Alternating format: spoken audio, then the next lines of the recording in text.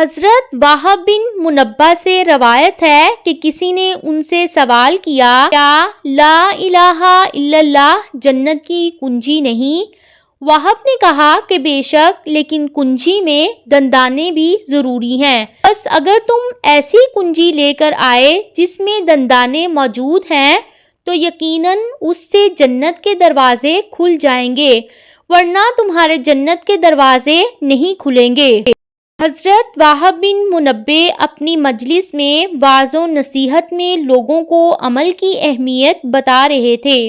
کسی نے رسول اللہ صلی اللہ علیہ وآلہ وسلم کے ارشاد مبارک کا سہارا لے کر کہا، لا الہ الا اللہ جنت کی کنجی ہے۔